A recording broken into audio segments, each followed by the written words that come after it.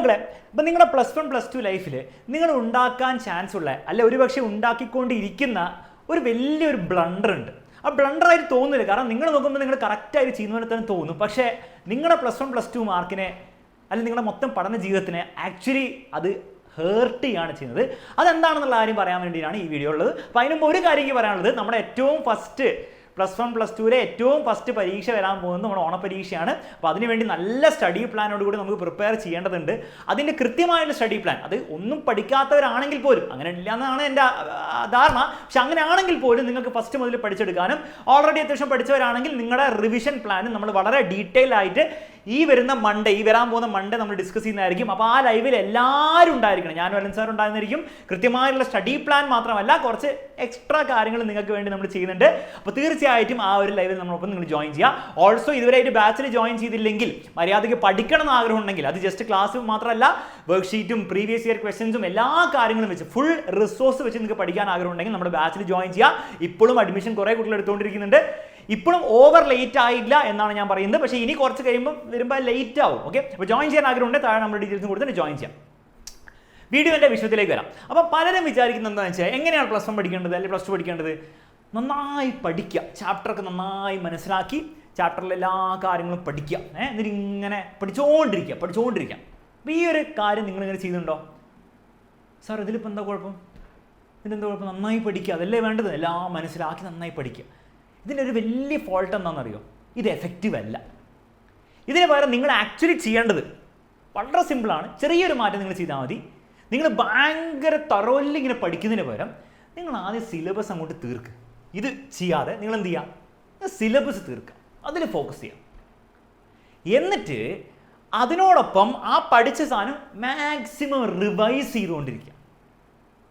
Sir ആദ്യം പറഞ്ഞ സാധനം ഇതായിട്ട് എന്താ ബന്ധം, അല്ലെ എന്താ വ്യത്യാസം? ഇവിടെ ആദ്യം പറഞ്ഞാൽ നിങ്ങൾ ഭയങ്കര തറോലി ഇങ്ങനെ പഠിക്കാൻ നോക്കുമ്പോഴുള്ള പ്രശ്നം എന്ന് വെച്ചാൽ നിങ്ങളെല്ലാം മനസ്സിലാക്കും, എല്ലാം നിങ്ങൾക്ക് ഭയങ്കര മനസ്സിലാക്കിൻ്റെ ഒരു കോൺഫിഡൻസും ഉണ്ടാവും. പക്ഷേ പ്രശ്നം എന്ന് വെച്ചാൽ പരീക്ഷ ആകുമ്പോൾ നിങ്ങൾക്ക് പെർഫോം ചെയ്യാൻ പറ്റുന്നില്ല. കാരണം എന്താണ്? നിങ്ങളെല്ലാം മനസ്സിലാക്കി, പക്ഷെ ഒന്നും തലയിൽ ഓർമ്മയില്ല. അപ്പം മനസ്സിലാക്കേണ്ടതെന്ന് വെച്ചാൽ ഒരു കാര്യം, നമ്മൾ ഫിസിക്സ് ആയിക്കോട്ടെ, മാത്സ് ആയിക്കോട്ടെ, കെമിസ്ട്രി ആയിക്കോട്ടെ, എന്തോ ആയിക്കോട്ടെ, അത് മനസ്സിലാക്കുന്ന ഒരു കാര്യം. പക്ഷേ പരീക്ഷയ്ക്ക് വേണ്ടി അത് തലമണ്ടയിൽ ഓർത്തിരിക്കേണ്ട, നല്ല പരീക്ഷയിൽ റീപ്രൊഡ്യൂസ് ചെയ്യാൻ പറ്റുള്ളൂ. അത് വേറെ കാര്യം തന്നെയാണ്. നിങ്ങൾ ഒരിക്കലും വിചാരിക്കരുത് നിങ്ങൾക്ക് കോൺസെപ്റ്റ് മനസ്സിലാക്കിയത് കൊണ്ട് നിങ്ങൾക്ക് പരീക്ഷ പെർഫോം ചെയ്യാൻ പറ്റുന്നു. ഇല്ല, കോൺസെപ്റ്റ് മനസ്സിലാക്കുന്ന ബേസിക് കാര്യമാണ്. അതുകൊണ്ട് നിങ്ങൾക്ക് പരീക്ഷ നന്നായിട്ട് പെർഫോം ചെയ്യാനുള്ള ഒരു നിർബന്ധമില്ല. അതിൻ്റെ വളരെ സിമ്പിൾ ലോജിക് വെച്ചാൽ, നിങ്ങൾ കോൺസെപ്റ്റ് മനസ്സിലാക്കുന്ന എപ്പോഴും ആയിരിക്കും. ഫസ്റ്റ് ചാപ്റ്ററിന് സെക്കൻഡ് ചാപ്റ്ററിന് നിങ്ങൾ 2 മാസം മുമ്പായിരിക്കുമല്ലേ മനസ്സിലാക്കിയിട്ടുണ്ടാവുക. പരീക്ഷ എഴുതുന്നപ്പോഴാണ്, പിന്നെ എപ്പോഴാണ്. അപ്പോൾ രണ്ടും തമ്മിൽ കാര്യമായിട്ട് ബന്ധമില്ല എന്നാണ് സത്യം. പക്ഷെ നമുക്ക് തോന്നും നമ്മളെല്ലാം പഠിച്ചു എന്നുള്ള കാര്യം. ഒരു കാര്യമില്ല. പ്രാക്ടിക്കലി നിങ്ങൾ ആലോചിച്ചു, നിങ്ങളുടെ കഴിഞ്ഞ വർഷങ്ങളിലും 10ാം ക്ലാസ്സിലൊക്കെ ആയിട്ട് പല കാര്യങ്ങളും നിങ്ങൾ ഫസ്റ്റ് പഠിക്കും നന്നായിട്ട്, പക്ഷെ പരീക്ഷ ആകുമ്പോഴത്തേക്ക് ഫുള്ള് മറന്നു.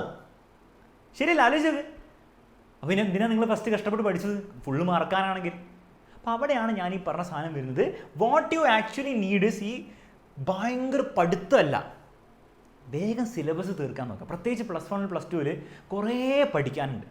അപ്പോൾ ഇങ്ങനെ തറോലി പഠിക്കലൊന്നും എല്ലാ ചാപ്റ്ററിനും പോസിബിൾ അല്ല. നിങ്ങൾ അങ്ങനെ തറോലി പഠിച്ചു കഴിഞ്ഞാലും അവസാനത്തെ ചാപ്റ്റർ നിങ്ങൾക്ക് ഇങ്ങനെ പഠിക്കാൻ പറ്റില്ല. അപ്പോൾ പിന്നെ എന്തിനാണ് നിങ്ങൾ കഷ്ടപ്പെട്ട് ആദ്യത്തെ ചാപ്റ്റർ മാത്രമാണ് പഠിക്കുന്നത്?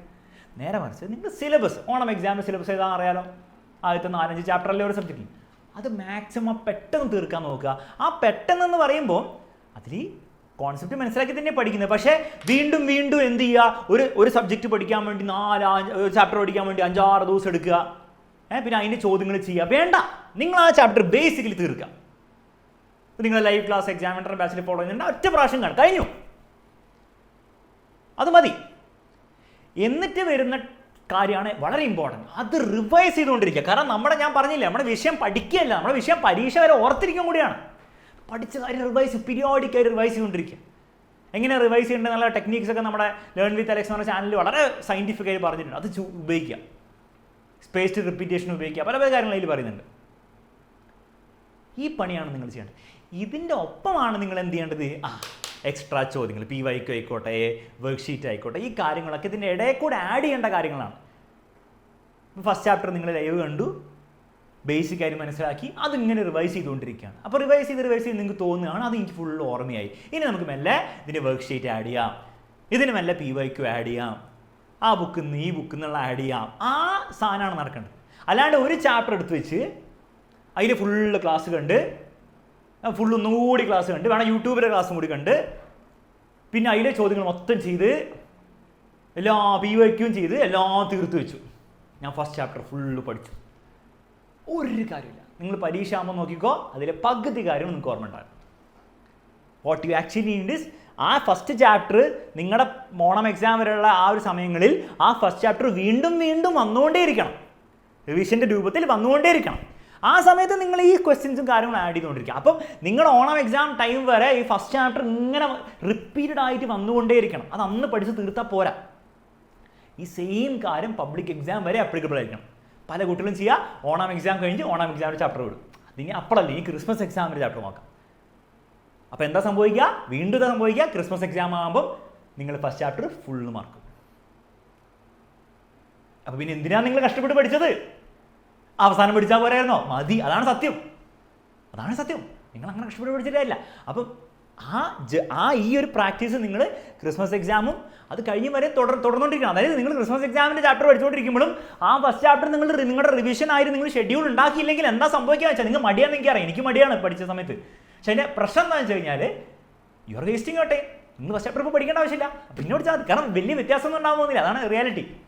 അപ്പോൾ ഈ റിവിഷൻ പരിപാടി ചെയ്യണം. അപ്പോൾ സിലബസ് തീർക്കുക, റിവൈസ് ചെയ്തിട്ടുണ്ട്. സിലബസ് തീർക്കുക, റിവൈസ് ചെയ്യുക. ആ സിലബസ് തീർക്കുമ്പോൾ കോൺസെപ്റ്റ് മനസ്സിലാക്കി തന്നെ പഠിക്കേണ്ട, അല്ലാണ്ട് ബൈ ഹാർട്ട് പഠിച്ച് വേറെ എന്തോ രീതിയിലല്ല, സെയിം രീതി തന്നെ. പക്ഷെ പെട്ടെന്ന് തീർക്കുക. ഈ കാര്യം പല കുട്ടികളും വളരെ സ്മാർട്ടായിട്ട് 10ാം ക്ലാസ് വരെ പഠിച്ച് ഫുൾ A+ വാങ്ങിയ പല കുട്ടികളും അവരുടെ +1 മാർക്ക് കുറയാൻ കാരണം ഈ ഒരു കാര്യമാണ്, ഓവർ പെർഫെക്ഷൻ എന്നുള്ള ആ ഒരു സംഗതിയാണ്. ഇപ്പോൾ ഇത് മനസ്സിലായി എന്ന് വിചാരിക്കുന്നു. മനസ്സിലാക്കിയാൽ മാത്രം പോരാ, ഇന്ന് മുതൽ ഇത് ഉപയോഗിച്ച് തുടങ്ങാം. ഇത് ഉപയോഗിക്കാൻ റെഡിയാണെങ്കിൽ, ഇങ്ങനെ പഠിക്കാൻ റെഡിയാണെങ്കിൽ, സാർ ഞാൻ പഠിക്കുമെന്ന് പറയാം. മറ്റൊരു വീട്ടിൽ വീണ്ടും കാണാൻ മറക്കരുത്. മൺഡേ ആണ് നമ്മുടെ ലൈവ്. അതിൽ കംപ്ലീറ്റ് സ്റ്റഡി പ്ലാൻ നമ്മൾ തരുന്നതായിരിക്കും. മാത്രമല്ല കുറച്ച് സർപ്രൈസ് ഉണ്ട്, അന്ന് നമുക്ക് കാണാം. Bye bye.